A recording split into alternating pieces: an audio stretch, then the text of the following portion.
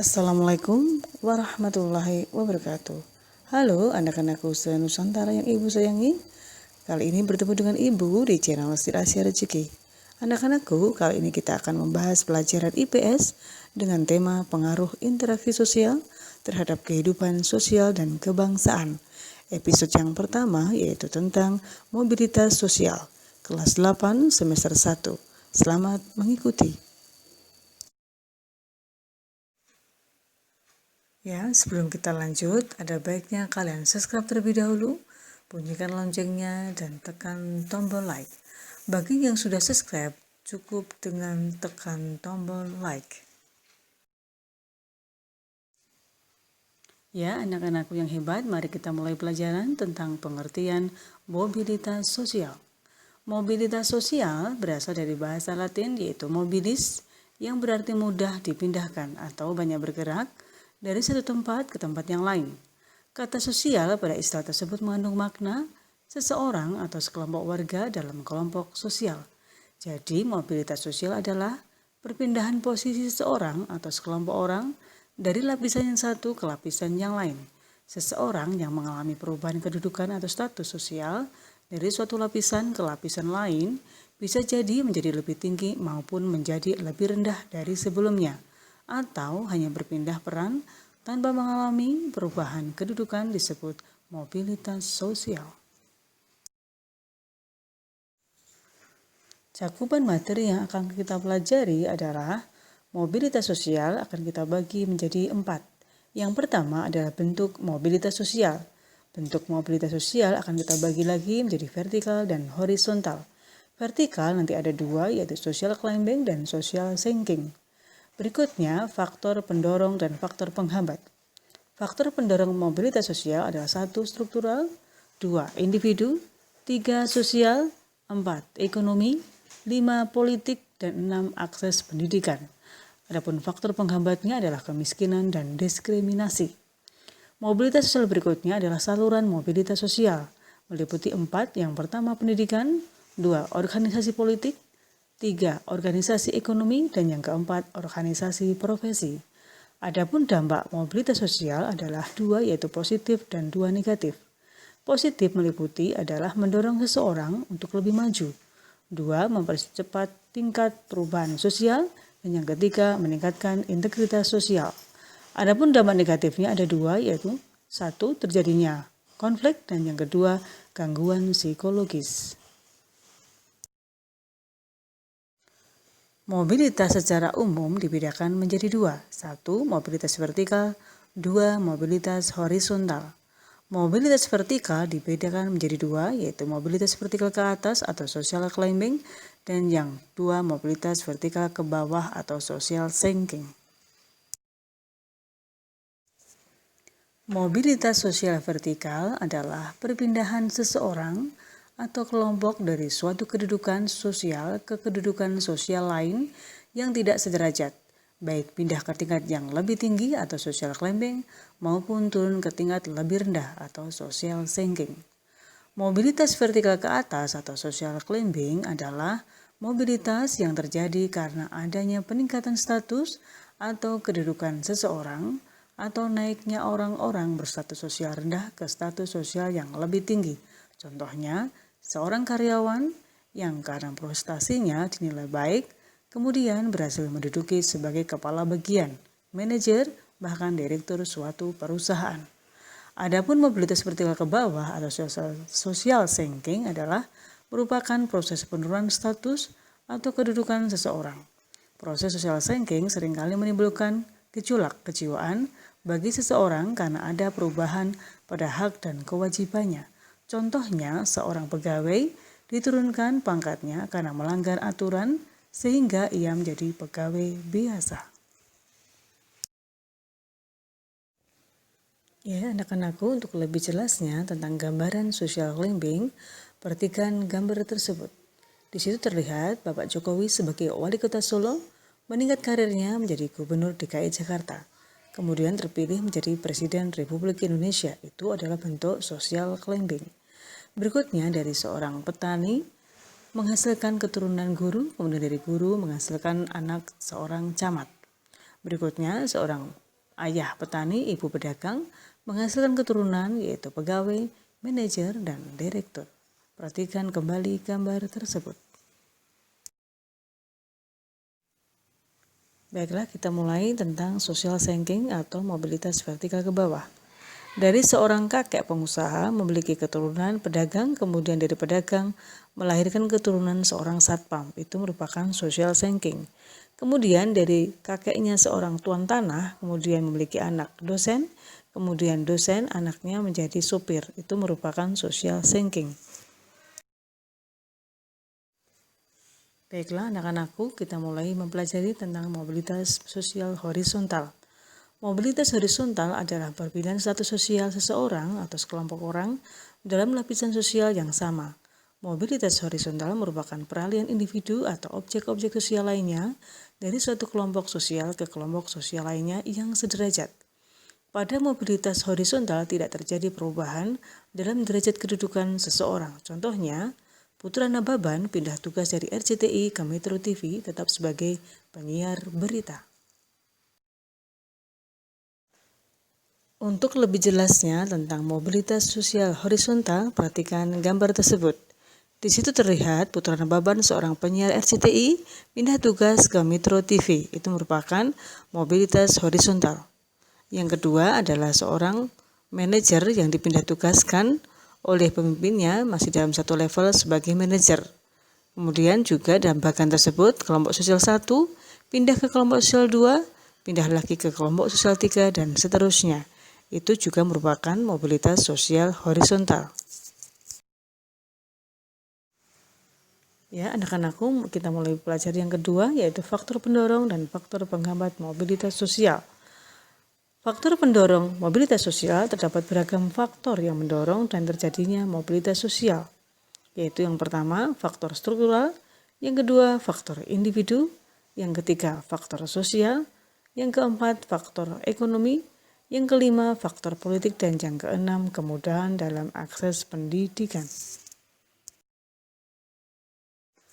Baiklah anak-anakku, kita mulai mempelajari tentang faktor struktural. Umumnya, faktor ini berkaitan dengan pekerjaan, sistem ekonomi yang dianut masyarakat, dan tingkat fertilitas atau kelahiran. Contohnya, orang bisa menjadi presiden bukan karena mereka keturunan presiden, tetapi dipilih oleh rakyat. Hal ini tentu berbeda dengan sistem pemerintahan kerajaan, di mana pengganti raja adalah keturunan sang raja sendiri. Contoh lainnya adalah sistem kasta seperti di India yang menyulitkan mobilitas sosial. Anak-anakku, perhatikan gambar tersebut.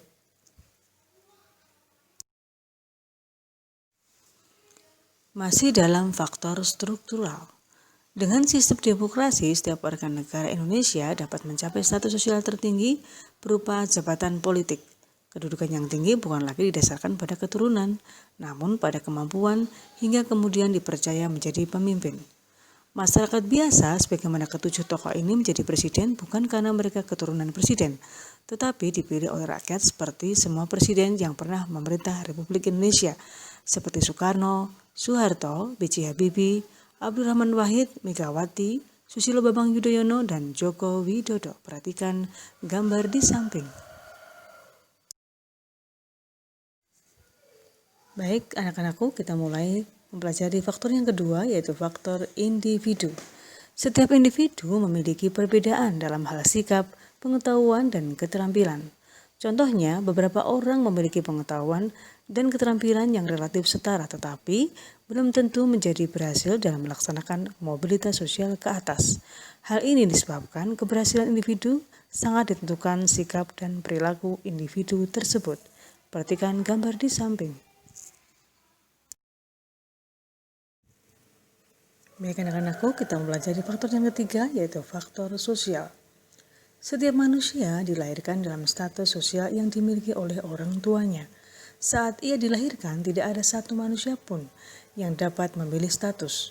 Apabila ia tidak puas dengan kedudukan yang diwariskan oleh orang tuanya, ia dapat mencari kedudukannya sendiri di lapisan sosial yang lebih tinggi. Perhatikan gambar tersebut. Faktor yang keempat adalah faktor ekonomi. Keadaan ekonomi dapat menjadi pendorong terjadinya mobilitas sosial. Keadaan ekonomi yang baik memudahkan individu dan kelompok melakukan mobilitas sosial. Masyarakat yang kondisi ekonominya baik cenderung lebih mudah melakukan mobilitas sosial. Dengan kondisi ekonomi yang baik, mereka mudah untuk memperoleh modal ataupun pendidikan. Perhatikan gambar di samping. Berikutnya adalah faktor yang kelima, yaitu faktor politik. Bangsa Indonesia patut bersyukur karena memiliki stabilitas politik yang baik. Kondisi negara aman dan damai sehingga para pemimpin dapat menjalankan roda pembangunan dengan baik. Semua rakyat berperan aktif dalam pembangunan. Kondisi ini tentu berbeda dengan situasi Indonesia pada tahun 1945 hingga tahun 1950. Pada masa tersebut, situasi politik dalam negeri tidak menentu. Perhatikan gambar tersebut. Ya, anak-anakku, kita mulai mempelajari faktor yang keenam, yaitu kemudahan dalam akses pendidikan. Jika pendidikan berkualitas, mudah didapat, tentu mudah juga bagi orang untuk melakukan pergerakan atau mobilitas dengan berbekal ilmu yang diperolehnya. Sebaliknya, kesulitan dalam mengakses pendidikan yang bermutu menjadikan orang tak menjalani pendidikan yang bagus, serta sulit untuk mengubah status karena kurangnya penguasaan ilmu pengetahuan. Perhatikan gambar di samping. Berikutnya, mari kita pelajari faktor penghambat mobilitas sosial. Terdapat dua faktor yang menghambat terjadinya mobilitas sosial, yaitu satu, faktor kemiskinan, dua, faktor diskriminasi. Baik, kita mulai mempelajari faktor kemiskinan. Faktor ekonomi dapat membatasi mobilitas sosial. Bagi masyarakat miskin, mencapai status sosial tertentu merupakan hal yang sangat sulit. Salah satu penyebab kemiskinan adalah pendidikan yang rendah. Masyarakat yang berpendidikan rendah berpengaruh terhadap kualitas sumber daya manusia. Akibatnya, tingkat kemudahan untuk mendapatkan pekerjaan terbatas. Seperti saat ini, negara Indonesia masih memiliki penduduk miskin kurang lebih 12%. Hal ini menjadi hambatan dalam mobilitas sosial. Perhatikan gambar di samping. Berikutnya yang kedua, kita pelajari diskriminasi. Diskriminasi berarti pembedaan perlakuan karena alasan perbedaan bangsa, suku, ras, agama, atau golongan. Pada masa penjajahan terjadi diskriminasi pemerintahan Hindia Belanda terhadap masyarakat keturunan Eropa dan masyarakat Indonesia. Dalam memperoleh pendidikan, masyarakat Indonesia disediakan sekolah yang kualitasnya berbeda dengan sekolah-sekolah untuk orang-orang Eropa. Hal ini tentu mempersulit mobilitas sosial rakyat Indonesia. Masih di channel Serasi Rezeki anak-anakku, coba kita mempelajari yang keempat, yaitu saluran-saluran mobilitas sosial. Setiap orang dapat mewujudkan mobilitas sosial di lingkungan atau instansi tempat ia sedang berkarya. Sebagai contoh, bagi seorang guru yang sedang bertugas di lembaga pendidikan, ia dapat mewujudkan mobilitas sosial di lembaga pendidikan tersebut. Seorang politikus di partai politik dapat melakukan juga mobilitas sosial di partai politik yang ia ikuti. Terdapat 4 saluran dari mobilitas sosial, yaitu 1. Pendidikan, 2. Organisasi politik, 3. Organisasi ekonomi, dan yang keempat, organisasi profesi. Baik, kita pelajari yang pertama, saluran pendidikan. Pendidikan merupakan saluran bagi mobilitas vertikal yang sering digunakan karena melalui pendidikan orang dapat mengubah statusnya. Lembaga-lembaga pendidikan pada umumnya merupakan saluran yang konkret dari mobilitas vertikal ke atas, bahkan dianggap sebagai sosial elevator atau perangkat yang mengangkat seseorang dari kedudukan yang rendah ke kedudukan yang lebih tinggi. Perhatikan gambar di samping. Ya, anak-anakku, kita pelajari saluran yang kedua, yaitu organisasi politik. Banyak contoh orang yang meniti perjuangannya lewat karir di organisasi politik, dari tingkat rendah sampai ke tingkat tinggi. Sebagai contoh, Presiden Republik Indonesia pertama, Insinyur Soekarno, ketika mendirikan Partai Nasional Indonesia, Soekarno tidak memiliki jabatan di pemerintahan. Namun, melalui perjuangan politiknya, Soekarno semakin dikenal rakyat dan penjajah. Pada saat kemerdekaan, Soekarno dipilih sebagai Presiden Republik Indonesia. Perhatikan gambar di samping. Selanjutnya kita pelajari yang salurannya ketiga adalah organisasi ekonomi. Organisasi yang bergerak antara lain dalam bidang perusahaan ataupun jasa umumnya memberikan kesempatan seluas-luasnya bagi seseorang untuk mencapai mobilitas vertikal.